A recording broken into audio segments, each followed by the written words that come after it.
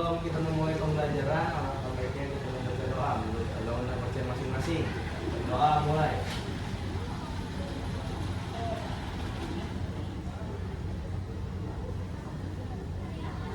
Doa selesai. Oke, terima kasih Mike sudah memimpin doa kegiatan kita hari ini. Saya akan memperkenalkan ada 7 jurus BK, di mana 7 jurus BK itu 5 diantaranya adalah untuk meningkatkan kemampuan kalian supaya menjadi individu-individu yang hebat, atau bisa dibilang kalian ini adalah calon-calon pendekar. Makanya sebelum jadi pendekar yang hebat, saya mau memberikan sedikit jurus-jurus yang sudah pernah saya dapatkan ketika pelatihan beberapa waktu yang lalu. Oke, jurus yang pertama adalah menarik potensi. Tapi sebelum memulai jurus satu lebih dalam, saya punya lagu yang bisa kita nyanyikan bersama-sama. Oke, semuanya boleh berdiri.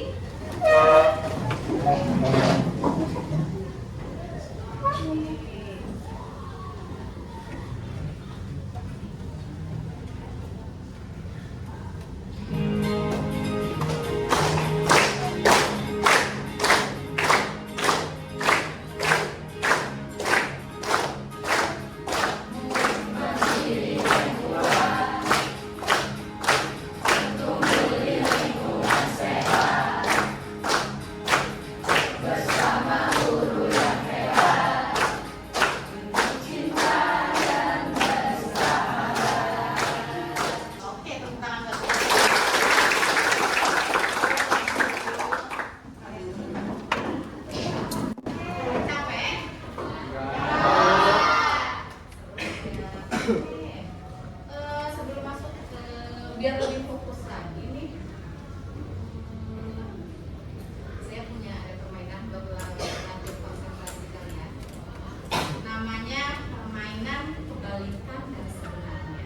Jadi ketika saya bilang sebenarnya, nanti kalian sebutkan ukuran dari binatang yang sudah saya sampaikan. Kalau misalkan saya bilang gajah, berarti ukurannya apa kalau sebenarnya? Besar.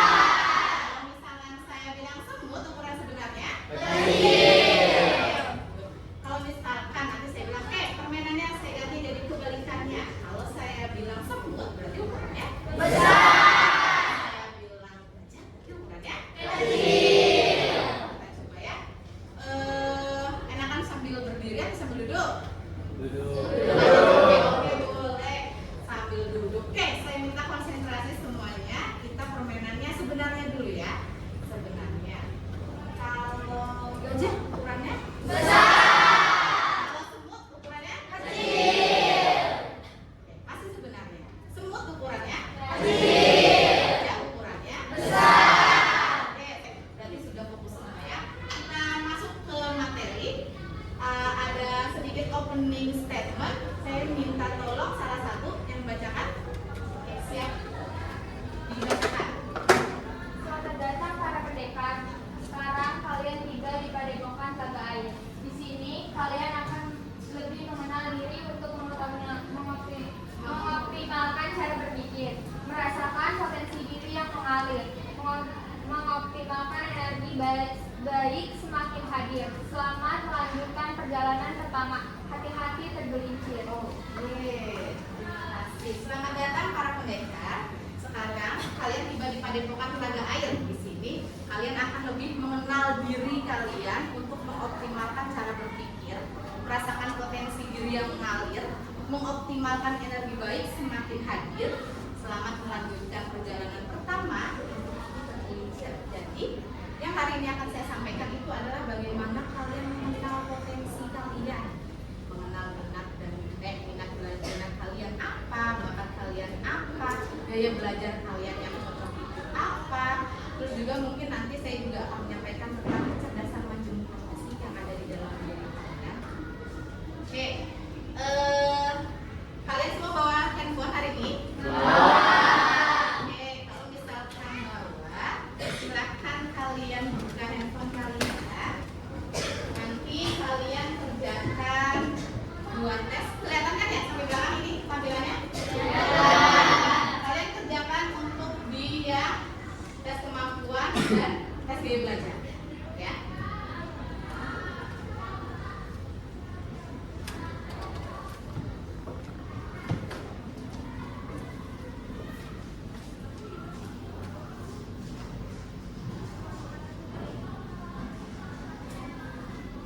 Tes yang tadi saya berikan. Oke, saya punya 3 pertanyaan refleksi. Siapa yang mau bisa menjawab pertanyaan refleksi yang sudah saya tampilkan di depan? Oke, silakan Ayu dulu.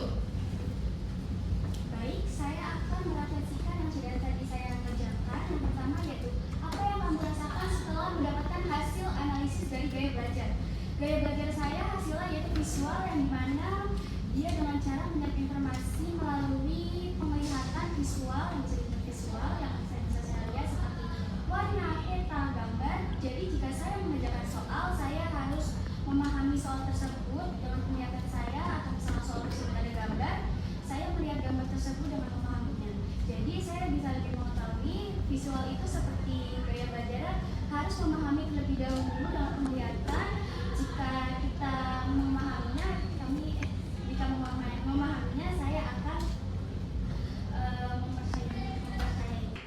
Kalian sudah merefleksikan. Sebelum saya menyampaikan lebih lanjut tentang gaya belajar apa, kecerdasan manusia apa, saya punya satu video.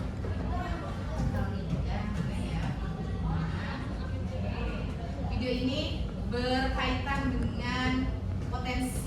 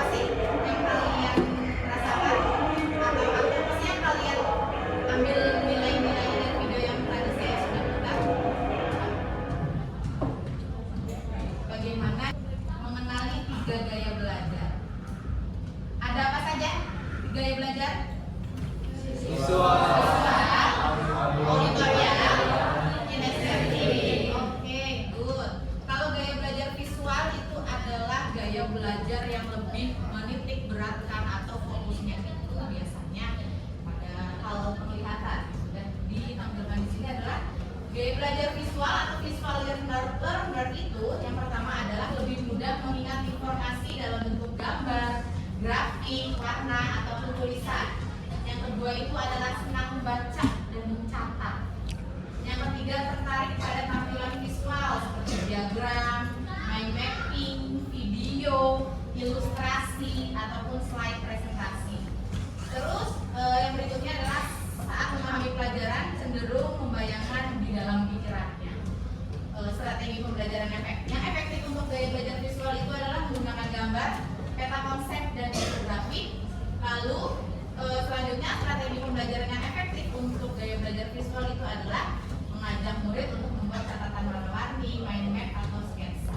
Coba di sini saya tanya, yang hasil gaya belajarnya visual, coba angkat tangan. Lumayan banyak ya yang gaya belajarnya visual. Oke, lanjut ke gaya belajar selanjutnya.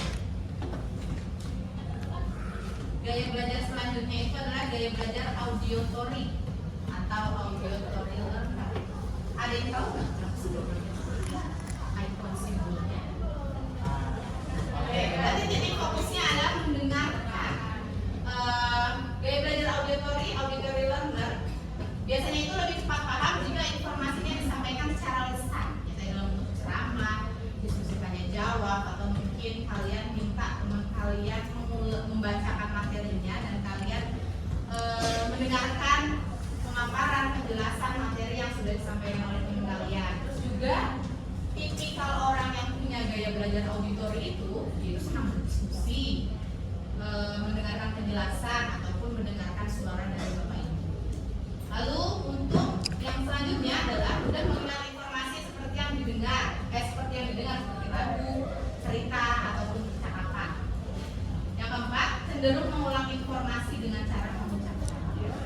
Untuk strategi pembelajaran yang efektif adalah menggunakan diskusi, tanya jawab, kalian bisa merekam suara kalian terus kalian putar lagi sendiri, mendengarkan suara kalian sendiri, terus ataupun mendengarkan lagu-lagu edukatif.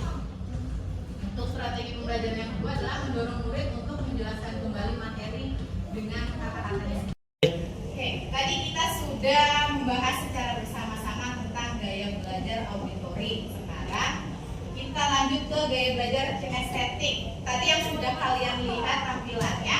Kalau gaya belajar visual, itemnya apa? Kalau gaya belajarnya auditori, itemnya apa?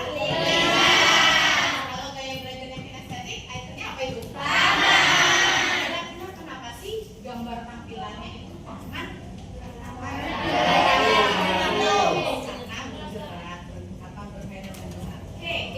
Belajar kinestetik atau kinestetik learner, poin pertama itu ciri-cirinya belajar lebih efektif dengan menyentuh, bergerak atau melakukan langsung. Kalau di kelas ini kalian menemukan teman kalian yang kalau nggak bisa duduk lama nih, misalkan kalau udah duduk lamaan entah tangannya yang gerak-gerak atau kakinya ketok-ketok ke lantai, itu berarti menandakan kalau teman kalian itu gaya belajarnya dominannya kinestetik.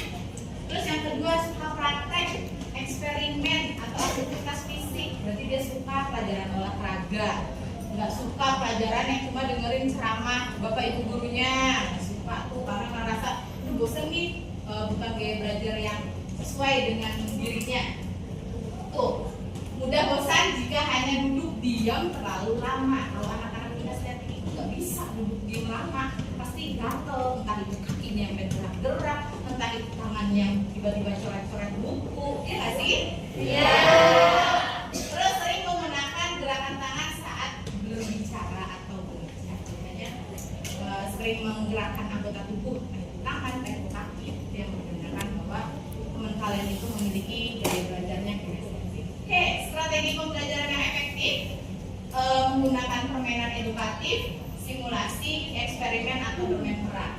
Yang kedua, sertakan aktivitas fisik dalam pembelajaran seperti berdiri saat menjawab atau berjalan antar pos. Biasanya kalau berjalan antar pos itu ada di kegiatan ekstrakurikuler sampai yang pos-pos gitu. Kita sudah berdiskusi tentang gaya belajar. Selanjutnya kita ke kecerdasan majemuk. Ada berapa ya kecerdasan majemuk?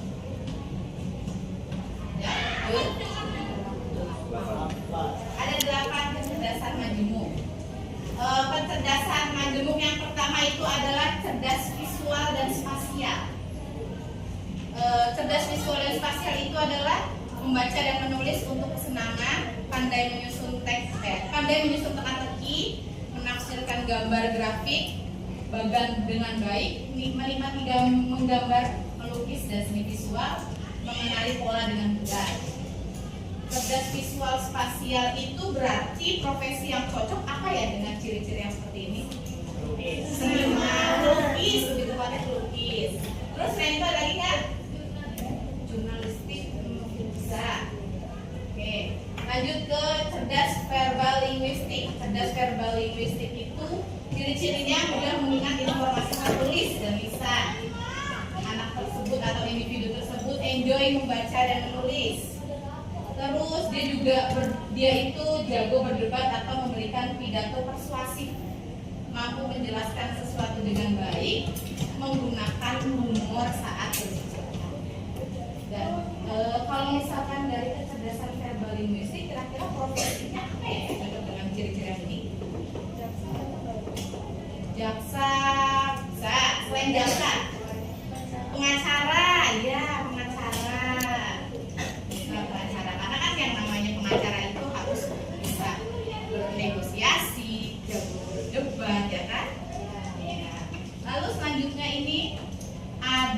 cerdas interpersonal. Cerdas interpersonal itu ciri-cirinya adalah berkomunikasi secara verbal dengan baik, terampil dalam komunikasi nonverbal, melihat situasi dari perspektif yang berbeda, menciptakan hubungan positif dengan orang lain, bisa menyelesaikan konflik dalam pengaturan grup. Nah, kira-kira kalau profesi apa sih yang cocok dengan orang yang memiliki kecerdasan interpersonal? Kira-kira profesi apa ya? Dia bisa berkomunikasi dengan baik, tampil dalam komunikasi dengan verbal. Guru BK bisa, psikolog juga bisa. Oke, pintar. Lalu cerdas interpersonal.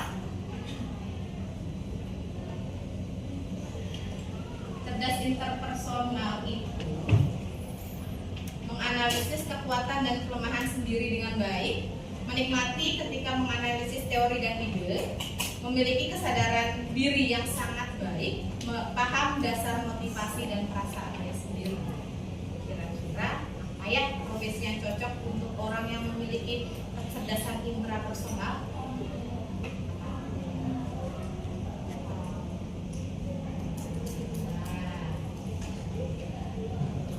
Biasanya kayak gini tuh, dia menganalisis kekuatan psikolog juga bisa ya. Terus guru bisa. Oke, lanjut ke cerdas kinestetik. Cerdas kinestetik itu ciri-cirinya terampil dalam menari dan olahraga, menikmati membuat sesuatu dengan tangannya, memiliki koordinasi fisik yang sangat baik, ingat dengan melakukan daripada mendengar atau melihat. Kira-kira profesi apa yang cocok untuk tipikal orang yang memiliki kecerdasan kinestetik? Atlet, guru olahraga, terus menari, terus ada lagi yang lainnya? Asik.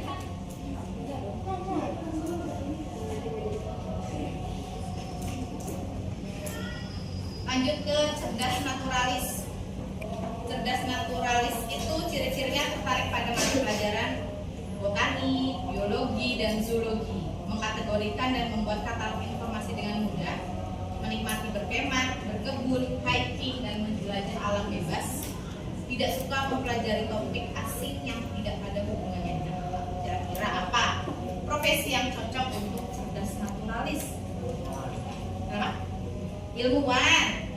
Ilmuwan, ada lagi selain ilmuwan, kira-kira apa yang cocok tuh? Dokter hewan ya nggak sih? Iya. Dokter hewan ataupun petani-petani modern. Ya kan, petani kan berhubungan dengan alam ya, sawah gitu. Terus cerdas logis matematis. Cerdas logis matematis itu ciri-cirinya memiliki keterampilan memecahkan masalah yang sangat tinggi, senang memikirkan ide-ide abstrak seperti melakukan eksperimen ilmiah, dan dapat menyelesaikan perhitungan yang rumit. Kira-kira apa nih yang cocok untuk orang-orang yang memiliki kecerdasan logis matematis? Detektif. Detektif apakah berhubungan dengan perhitungan? Akuntan. Kalian kan anak-anak akuntansi nih. Lagi Bapak Ibu guru bentuk untuk memiliki kecerdasan logis matematis yang baik, sehingga diharapkan nanti ketika kalian sudah tamat SMK, kalian sudah punya bibit-bibit calon akuntan yang handal, ya kan? Oke, lanjut ke kecerdasan musikal. Kecerdasan musikal itu ciri-cirinya apa terhadap musik, nada dan ritme, senang menyanyi atau memainkan alat musik, suka menciptakan lagu, memahami dan mengingat melodi, serta menciptakan melodi baru, mampu menghargai dan menikmati berbagai jenis musik, mampu mengikuti dan menciptakan pola ritmis dalam musik. Kira nih.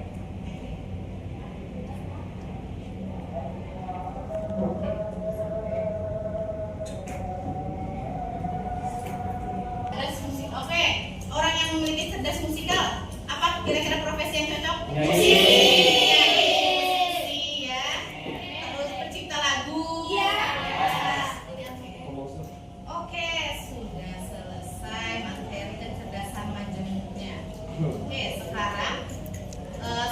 Kalian kalian mempelajari dan kita membahas bersama-sama tentang gaya belajar. Ada gaya belajar visual, auditorial, kinestetik, terus juga kita juga sudah belajar tentang kecerdasan majemuk yang tadi sudah kita diskusikan bersama-sama.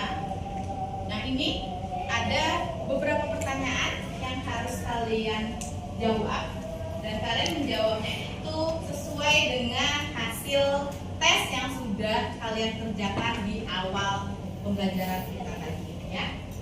Ada tes gaya belajar kan yang tadi kalian kerjakan? Ya. Tes gaya belajar, terus juga ada tes kecerdasan majemuk. Ya. Oke, kalian boleh kerjakan dulu.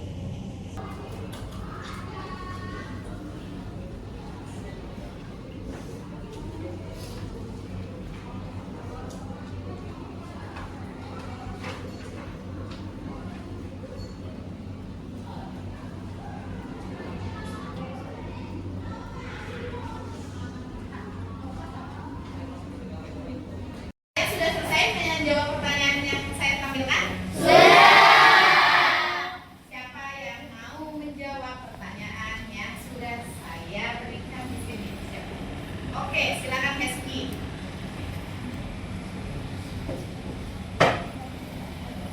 Pertama, pengertian gaya belajar sesuai hasil dari tes gaya belajar.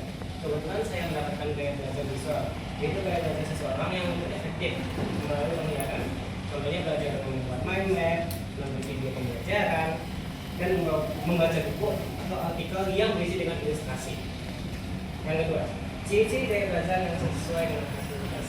Ciri-ciri gaya belajar visual yang pertama, lebih mudah memahami informasi melalui penglihatan, sering membayangkan sesuatu dalam bentuk gambar di pikiran, dan lebih suka menonton video atau presentasi. Yang ketiga, apa sih kekuatan dan kelemahan tes gaya belajar? Kekuatan dan kelemahan gaya belajar visual, kelebihannya yang pertama, memiliki daya imajinasi yang tinggi dan mudah mengingat informasi yang dilihat. Kelemahan dari gaya belajar visual ada kurang fokus saat mendengarkan dan sulit memahami penjelasan yang disampaikan secara lisan. Yang terakhir, dari hasil tes kecerdasan majemuk, sebutkan profesi apa yang sesuai dengan hasil kecerdasan majemuk. Kebetulan saya mendapatkan kecerdasan majemuk yaitu logika matematika. Contoh profesi yang sesuai dengan logika matematika adalah yang sedang saya belajar saat ini, yaitu sebagai akuntan. Yaitu bagaimana cara kita memikirkan masalah keuangan dan membuat keputusan yang logis dalam permasalahan keuangan. Terima kasih Esti. Beri tepuk tangan dulu. Tadi sudah dijelaskan oleh Esti. Ada yang lain hasil tes gaya belajarnya maupun hasil kecerdasan majemuknya? Oke, silakan. Rama. Oke, baik, di sini saya akan menjawab pertanyaan dari Ibu. Yang pertama yaitu pengertian gaya belajar sesuai dari hasil yang sudah dites tadi. Kebetulan saya mendapatkan tes yaitu gaya belajar auditorial, yang dimana gaya belajar ini lebih cenderung mudah memahami informasi melalui pendengaran yang didengarkan oleh orang tersebut. Seperti guru menjelaskan, saya dapat mudah memahaminya. Terus lanjut nomor 2, ciri-ciri gaya belajar yang sesuai dari hasil tes ini adalah mungkin seperti mudah menyerap informasi ketika mendengar, terus suka berbicara dan berdebat, juga punya ingatan yang baik pada nada dan suara. Di auditorial ini memiliki kekuatan dan kelemahan tes gaya belajar ini. Seperti kekuatannya seperti mudah menghafal dan mengingat. Terus kelemahannya yaitu mudah terganggu oleh suara-suara yang berisik. Dari hasil tes kecerdasan majemuk, sebutkan profesi apa yang sesuai dengan hasil kecerdasan majemuk. Kebetulan saya mendapatkan dari tes itu saya mendapatkan akuntan personal. Mungkin saya bisa menjadi seorang psikolog yang mendengarkan apa yang mereka keluhkan, lalu saya berikan pendapat atau inti pemecahan dari masalah yang mereka keluhkan. Gitu. Oke, terima kasih. Rama, beri tepuk tangan untuk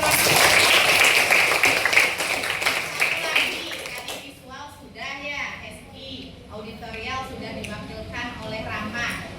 Di sini yang punya hasil tes gaya belajarnya kinestetik dan oke, silakan Mike. Oke Ibu, dalam hasil tes gaya belajar ini saya mendapatkan hasil kinestetik.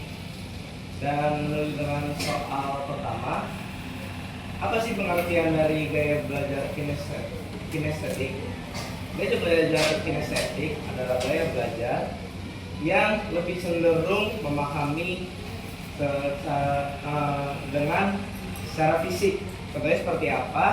Seperti saat kita melakukan kegiatan pembelajaran, kita lebih memahami pembelajaran itu secara praktik. Dan dalam gaya belajar ini memiliki kelebihan supaya kita dapat menyelesaikan masalah kita bukan dengan visual ataupun dengan audio, tetapi dengan bagaimana kita dapat mengekspresikan itu melalui sentuhan, gerakan, dan sentuhan-sentuhan fisik lainnya. Seperti itu. Nah, untuk soal kedua yaitu ciri-ciri gaya belajar sesuai hasil tes. Ciri-ciri gaya belajar kinestetik adalah gaya belajar ini cenderung lebih memahami lewat gerakan atau bisa lewat sentuhan.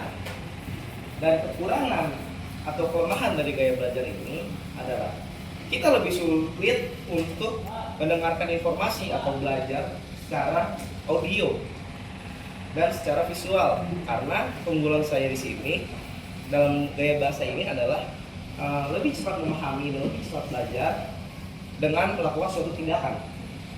Dan untuk soal yang ketiga, jadi soal yang keempat adalah dari kecerdasan majemuk. Sebutkan profesi apa saja yang sesuai dengan hasil kecerdasan majemuk. Dalam tes ini saya memiliki kecerdasan majemuk yang berupa intrapersonal, yaitu di mana saya dapat memahami diri saya sendiri dengan lebih baik. Artinya apa? Saya dapat mengenal diri saya, mengenal apa yang bisa saya lakukan, dan dapat mengekspresikannya tanpa melawan diri saya sendiri. Artinya apa? Artinya saya dapat mempelajari dan memahami, bukan dengan secara langsung mengekspresikan ke orang lain, tapi mengolah di dalam diri saya sendiri. Seperti itu. Oke, terima kasih Gopeng. Beri tepuk tangan untuk Mike. Sudah disampaikan oleh Meski, Rama, dan juga Mike tentang hasil gaya belajar mereka. Terus juga hasil tes kecerdasan apa, profesi apa yang bisa kalian geluti nanti yang sesuai dengan kecerdasan majemuk yang sudah kalian ikuti tesnya. Saya harapkan setelah materi ini selesai, jadi kalian sudah memiliki satu jurus, yaitu jurus mengenal potensi. Jadi kalian sudah tahu nih potensi kalian. Oh, dengan saya gaya belajarnya visual, berarti ketika saya belajar, saya cocoknya belajarnya melalui mind mapping, melihat diagram, membaca, membuat rangkuman, atau kalaupun yang memiliki gaya belajarnya auditorial. Oh, berarti saya punya cara belajar yang nyaman buat saya itu adalah mendengarkan penjelasan guru atau mendengarkan pengulangan penjelasan dari teman saya. Ataupun kalau misalkan kalian tadi hasil tes gaya belajarnya kinestetik, berarti saya itu lebih suka belajarnya yang banyak prakteknya daripada harus duduk diam, karena memang saya cepat bosan kalau hanya duduk diam saja. Seperti itu. Oke, sudah menjelang akhir dari diskusi dari pembelajaran kita di siang hari ini. Saya punya satu pertanyaan refleksi sebelum kita tutup pertanyaan. Nah, sebelum kita tutup pembelajaran siang hari ini, pertanyaannya adalah apa perasaan kalian setelah mempelajari gaya belajar dan kecerdasan majemuk? Siapa yang bisa merefleksikan pertemuan tatap muka kita di siang hari ini? Oke, silakan Fadila terlebih dahulu. Baik, apa perasaan kami setelah mempelajari gaya belajar dan kecerdasan majemuk? Yang saya rasakan senang karena bisa mengenali diri sendiri lebih dalam, dimulai dari gaya belajar saya dan kemampuan majemuk dan kemampuan kecerdasan majemuk sendiri. Dari keduanya, ternyata gaya belajar yang cocok dengan saya adalah gaya belajar kinestetik, di mana mengandalkan gerakan dan pengalaman langsung. Dan kemampuan kecerdasan pelajar saya adalah logika, matematika, musika, yang dimana kemampuan dalam menghitung, mengukur, dan menyelesaikan permasalahan secara logis, dan kemampuan untuk menikmati, mengamati, membedakan, mengulang, membentuk, dan mengekspresikan bentuk-bentuk musik. Terima kasih buat Fadila. Tepuk buat Fadila. Oke, satu lagi Linta. Silakan merefleksikan pertemuan kita hari ini. Jadi apa perasaan kalian setelah mempelajari gaya belajar dari kecerdasan majemuk? Saya jadi lebih mengenal diri sendiri, terutama cara belajar dan jenis kecerdasan yang saya miliki. Dari hasilnya saya tahu cara belajar yang paling efektif dan bisa menyesuaikan strategi belajar agar lebih mudah paham. Oke, cukup? Oke, terima kasih buat Linta. Jadi tepuk tangan dulu.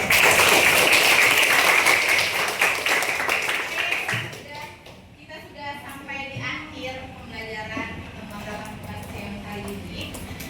Sebelum kita mengakhiri, ada baiknya kita berdoa terlebih dahulu. Silakan wakil ketuanya kita tutup pertemuan kali ini dengan membaca doa. Sebelum kita mengakhiri pembelajaran, alangkah baiknya kita berdoa terlebih dahulu. Berdoa dimulai.